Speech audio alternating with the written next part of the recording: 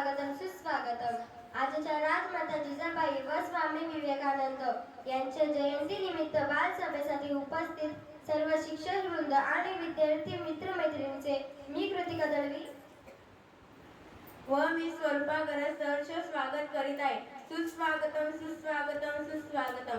मित्रांनो, कोणते मोठे काम असो अथवा कार्यक्रम असो, कोणतरी मार्ग दाखवणारा, नियंत्रण ठेवणारा असावाच लागतो. त्यालाच आपण अध्यक्ष असे संबोधतो.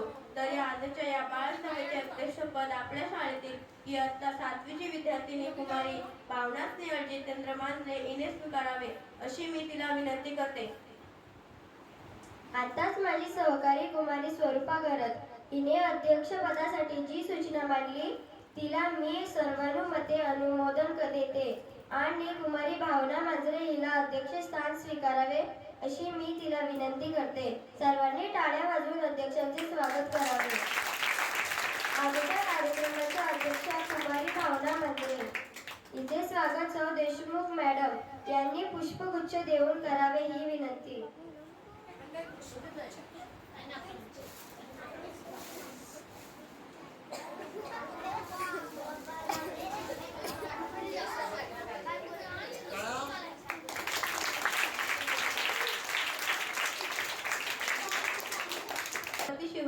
शिवाजी महाराजांच्या माताच नव्हे तर त्या एका महान राष्ट्रपुरुषाला घडवणाऱ्या शिल्पकार होत्या. त्यांनी शिवरायांना लहानपणापासून रामायण, महाभारत आणि स्वराज्याची स्वप्ने सांगितली.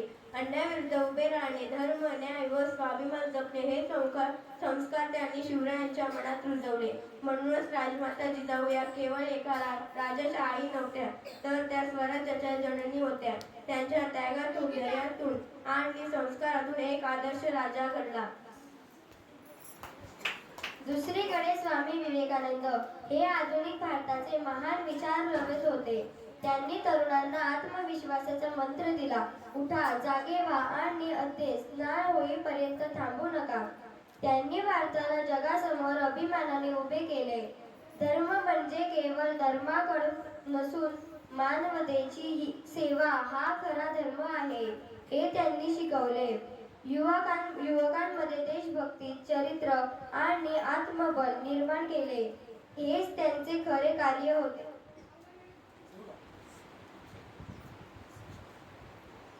आणि म्हणून राजमाता जिजाबाई आणि स्वामी विवेकानंद यांच्या प्रतिमेचे पूजन करून आपण त्यांना अभिवादन करूया. त्यासाठी मी आपल्या आजच्या बालसभेची अध्यक्षा कुमारी भावना मांजरे आणि शिक्षक वृंद श्रीमती देशमुख मॅडम आणि श्रीमती दुसे मॅडम यांना विनंती करते की त्यांनी राजमाता जिजाबाई आणि स्वामी विवेकानंद यांच्या प्रतिमेचे पूजन करून त्यांना अभिवादन करावे.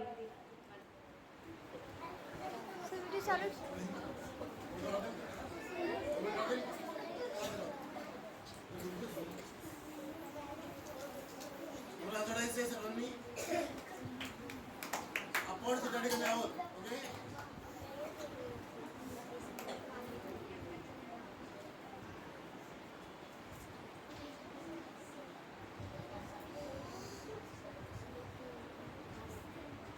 छातीला असली पाहिजे. डोळ्यासमोर त्या 2 मुली असल्या पाहिजे.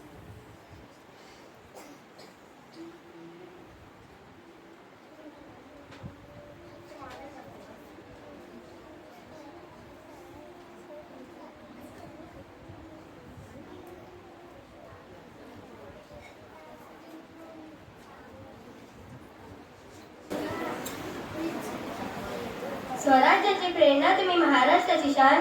स्वराज्याची प्रेरणा तुम्ही महाराष्ट्राची शान. मुजरा मानाचा तुम्हाला जिजाई झुकवून माझी मान.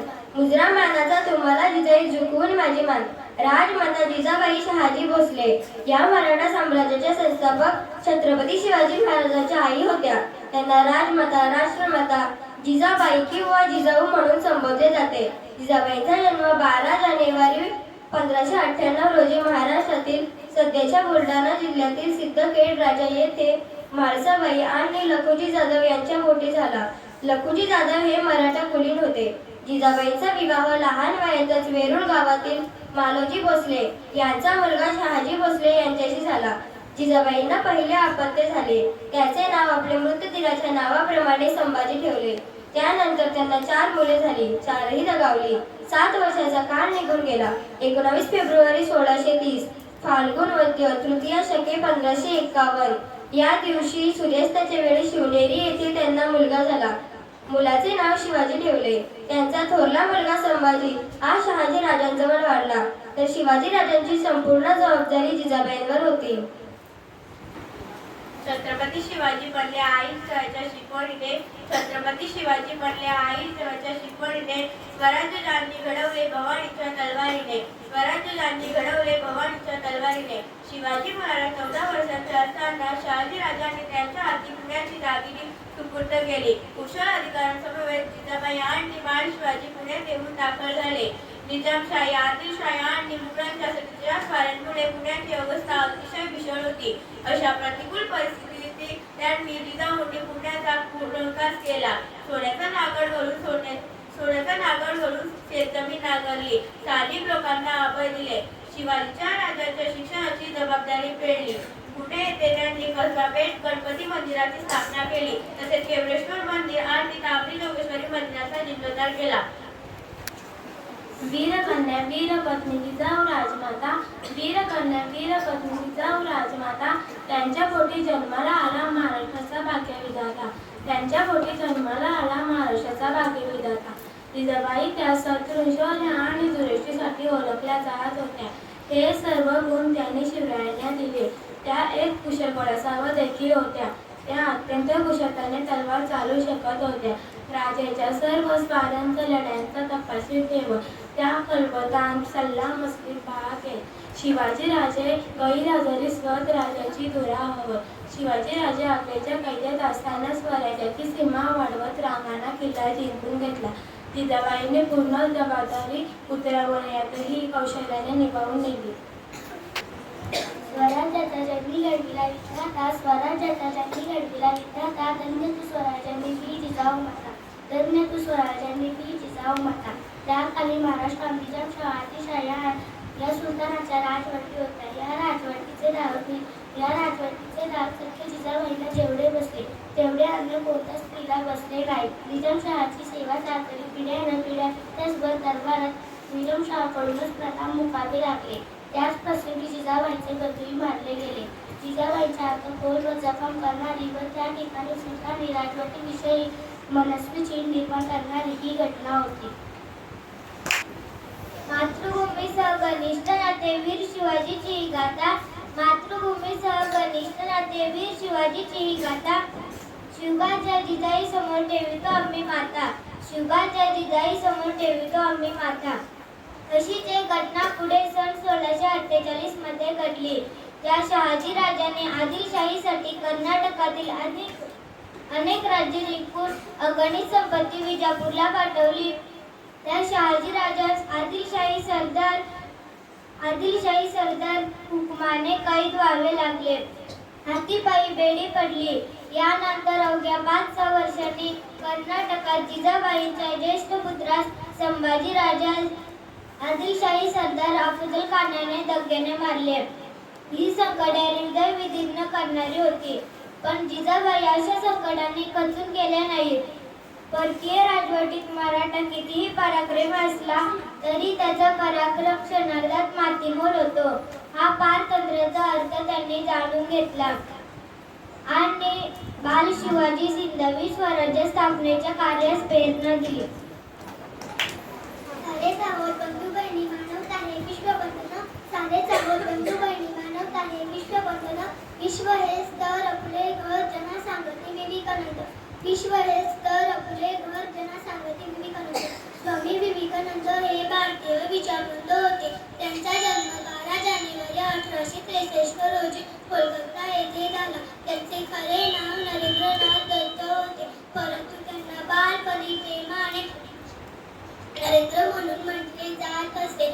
वडील विश्वनाथ दत्त हे कोलकाता उच्च न्यायालयात वकील होते. ते पुरोगामी विचाराचे आणि दयाळू स्वभावाचे होते. आई भुवनेश्वरी देवी या धार्मिक वृत्ताच्या होत्या. 7व्या वर्षी नरेंद्रला शाळेत घातले आणि त्याला बंगाली व इंग्रजी भाषा शिकविल्या.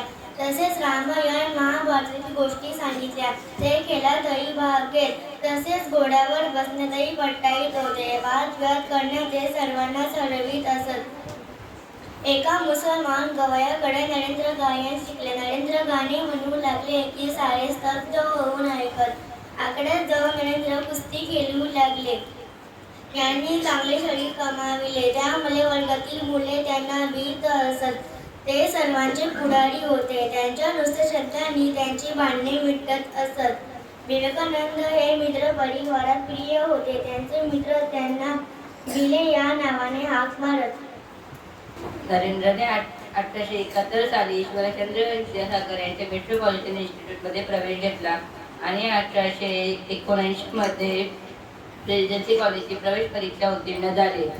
पुढे त्यांनी जनरल असेंब्ली इन्स्टिट्यूटमध्ये प्रवेश घेतला. तेथे त्यांनी तर्कशास्त्र, पाश्चात्य तत्त्वज्ञान आणि युरोपचा इतिहास याचा अभ्यास केला. 1881 साली फाईन आर्टचे आणि 1884 मध्ये PhD परीक्षा उत्तीर्ण झाले. नरेंद्रने महाविद्यालयीन जीवनात जगाचा इतिहास आणि पाश्चात्य तत्त्वज्ञान यांचा विशेष अभ्यास केला. मिल आणि पेन्सल यांच्या ग्रंथाचा घोर परिणाम नरेंद्रच्या मनावर झाला. बंकिमचंद्र चटर्जींच्या आनंदपाठ या कादंबरीमुळे देशभक्तीची भावना त्याच्या मनात निर्माण झाली. न. गोपाल मित्र यांचे हिंदू महामेला या संस्थेच्या कार्यक्रमांना ते जात असत. बोलगात्यात सुरेंद्रनाथ मित्र यांनी रामकृष्ण परमहंस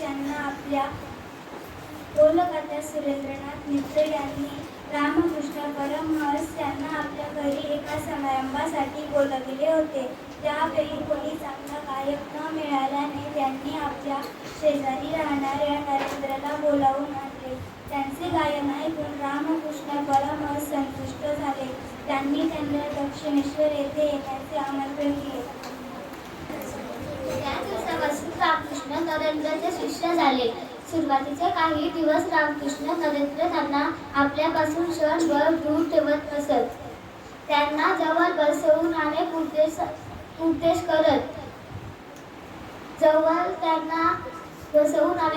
करत ते दोघेही आपापसात खूप चर्चा करत असत. पुढे रामकृष्णांनी नरेंद्र त्यांना अनेक सैन्य संदीक्षा देऊन त्यांचे नामकरण स्वामी विवेकानंद असे केले. थोड्याच दिवसांनी रामकृष्ण कर्करोगाने आजारी पडले. 15 ऑगस्ट 1886 रोजी रामकृष्णांनी जगाचा निरोप घेतला. नरेंद्र व रामकृष्ण यांच्या इतर शिष्यांनी वराहनगर येथे त्यांचा मठ स्थापन केला. विवेकानंदांनी रामकृष्णांनी वापरलेल्या वस्तू आणि त्यांचा अस्थींचा कलश त्या ठिकाणी नेऊन ठेवला. नरेंद्र आणि त्याचे 10-12 गुरु बंधू यांनी घरादाराचा त्याग केला. संन्यास घेण्याचे व्रत घेतले आणि ते सारे मठात एकत्र राहू लागले. भजन, पूजन, साहित्य ग्रंथांचा अभ्यास आणि अधूनमधून तीर्थयात्रा असा त्यांचा जीवनक्रम होता. सर्व भारत फिरून बघावा अशी नरेंद्रची इच्छा झाली आणि ते प्रवासास निघाले. काशी, अयोध्या, गया, आग्रा, वृंदावन ते पायीच फिरले. स्वामी विवेकानंद कन्याकुमारीला पोहोचले तेव्हा त्यांनी समुद्रात उडी मारली आणि एका खडकावर जाऊन ध्यानात बसले. तेथे भारताच्या कल्याणासाठी आणि या जनतेच्या न्यायासाठी आयुष्य समर्पित करणे आणि या मातृभूमीचा सेवक बनून जगणे असा संकल्प स्वामीजींनी मांडला. 31 मे 1893 रोजी स्वामी अमेरिकेला निघाले. त्यांनी भगव्या रंगाचा पोशाख चढविला व भगवा पेटा गुंडाळला. भगवद्गीता घेऊन त्यांनी बोटीवर प्रवास सुरू केला. 11 सप्टेंबर रोजी सर्व धर्म परिषद सुरू झाली. हजारो संख्येने प्रतिनिधी हजर होते. देशोदेशीचे ध्वज फडकत होते. ख्रिस्ती धर्माचे लोक जास्त आले असल्यामुळे ते ख्रिस्ती धर्माचेच गुणगान करीत होते. शेवटी स्वामींची वेळ आली. त्यांनी भाषणाला सुरुवात केली. माझ्या अमेरिकन बंधू भगिनींनो, या त्यांच्या पहिल्याच वाक्याला सर्वांनी टाळ्यांचा कडकडाट केला. तो तब्बल 2 ते 3 मिनिटे चालला. त्यांनी हिंदू धर्मावर परिपूर्ण भाषण दिले. परिषद संपली पण स्वामींचे कार्य काही संपले नव्हते. त्यांनी अमेरिकेतील मोठमोठ्या शहरात व्याख्याने दिली. हिंदू धर्म तत्त्वज्ञ यांच्या प्रचारासाठी न्यूयॉर्कमध्ये अभ्यास वर्ग सुरू केले. अनेक स्त्री पुरुष त्यांचे शिष्य झाले. हिंदू धर्म तत्त्वज्ञ यांचा प्रसार केला. त्यासाठी त्यांनी अनेक ठिकाणी मठ स्थापन केले. स्वामी विवेकानंद यांनी जगभर वेदांतांचा प्रसार केला. भारताचे नाव उज्ज्वल केले. 1897 साली स्वामी विवेकानंद भारतात परत आले. 1 मे 1897 रोजी त्यांनी रामकृष्ण मिशनची स्थापना केली व लोकसेवेला सुरुवात केली. अमेरिकेत असताना ते आजारी पडले व नंतर त्यांची प्रकृती जास्त बिघडली होती. थोडे दिवस विश्रांती घेऊन ते परत अमेरिकेत जाऊन आले. बुद्धी व श्रद्धा, विचार आणि भावना, सामर्थ्य आणि करुणा, दैहिक व आध्यात्मिक यांच्या विवेकानंद इतका उत्कृष्ट समन्वय दुसरा कोणीही घातलेला नाही. भारताच्या आधुनिक युगशिमे घालणारा व भविष्यातील मानव संस्कृतीची दिशा दाखवणारा असा श्रेष्ठ महापुरुष दुसरा कोणीही होणे नाही. म्हणून स्वामी विवेकानंद यांच्याविषयी एवढेच म्हणता येईल. ध्यान साधना मार्ग सत्य मणी असावा विवेक नित्य. ध्यान साधना मार्ग सत्य मणी असावा विवेक नित्य. विवेक देई शांती आनंद जना सांगती विवेकानंद. विवेक देई शांती आनंद जना सांगती विवेकानंद. शिकागो काय कन्याकुमारी काय वाढवली भारताची कीर्ती. शिकागो काय कन्याकुमारी काय वाढवली भारताची कीर्ती. झाले सारे धन्य धन्य जना सांगती विवेकानंद. झाले सारे धन्य धन्य जना सांगती विवेकानंद. राजमाता जिजाऊ व स्वामी विवेकानंद यांना माझे विनम्र अभिवादन. जय हिंद. मित्रमैत्रिणींनो, आजच्या कार्यक्रमाचे अध्यक्षपद मला दिल्याबद्दल सर्वप्रथम आपल्याला धन्यवाद. आपण अनेक विद्यार्थ्यांचे विचार ऐकले. त्यातून आपल्याला या 2 थोर व्यक्तींच्या कार्यांची विचारांची माहिती मिळाली. राजमाता जिजाऊ यांनी कर्मातून राष्ट्र घडवले तर स्वामी विवेकानंदांनी विचारातून राष्ट्र जागे केले. एकीने आदर्श राजा घडवला तर दुसऱ्याने आदर्श नागरिक घडवण्याचा संदेश दिला. या दोघांचे जीवन आपल्याला सांगते की मजबूत राष्ट्र घडवायचे असेल तर धैर्य, मजबूत राष्ट्र घडवायचे असेल तर संस्कार, आत्मविश्वास आणि सेवाभावना आवश्यक आहे. आपण सर्वांनी राजमाता जिजाऊ यांच्याकडून धैर्य आणि त्याग शिकावा तर स्वामी विवेकानंदांकडून देशप्रेम आणि आत्मविश्वास शिकावा. आपण असे केले तरच खऱ्या अर्थाने भारताचे उज्ज्वल ठरेल. माझे भाषण संपवताना मी एवढेच म्हणेन, राजमाता जिजाऊ यांचे संस्कार आणि स्वामी विवेकानंदांचे विचार आपल्यात चढवूया. एक सशक्त भारत घडवूया. जय हिंद. आजच्या बालसभेसाठी इयत्ता 7वीची विद्यार्थिनी कुमारी भावना स्नेहल जितेंद्र मांजरे हिने अध्यक्षस्थान स्वीकारले त्याबद्दल मी तिचे आभार मानते. तसेच आरोग्य केंद्राच्या अधिकारी व अंगणवाडीच्या मदतनीस याही उपस्थित राहिल्या त्याबद्दल त्यांचे आभार मानते.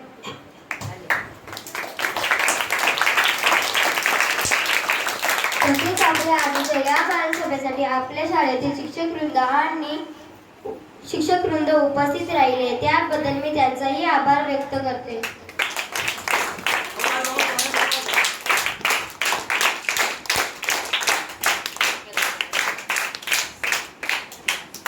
त्याचबरोबर आजच्या या बालसभेमध्ये ज्यांनी भाषणे सादर केली त्या विद्यार्थ्यांचे मी आभार व्यक्त करते. या बालसभेसाठी ज्यांनी बैठक व्यवस्था आणि साऊंड सिस्टीम व्यवस्था सांभाळली त्या विद्यार्थ्यांचेही मी आभार व्यक्त करते. आणखी कोणाचे आभार व्यक्त करायचे राहिले असल्यास त्यांचे मी आभार व्यक्त करते. आणि अध्यक्षांच्या वतीने आजचा हा बालसभेचा कार्यक्रम संपला असे मी जाहीर करते. धन्यवाद.